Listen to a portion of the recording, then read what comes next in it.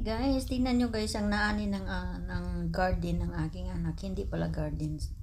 Hindi garden ko, galing ng garden nila. Ayan guys, strawberry. Ang sarap ng strawberry guys. Ayan. At ito naman siya guys. Labanos. Kalalang bilog na pula. Ayan. Sa atin yan guys, labanos. Dito sa kanila, red quetza. Tapos sa German, tinatawag na radishin. O, diba? Ayan guys. So, lahat ito guys, from garden. Walang halong, yung pang spray or chemicals. Pulang-pula siya guys.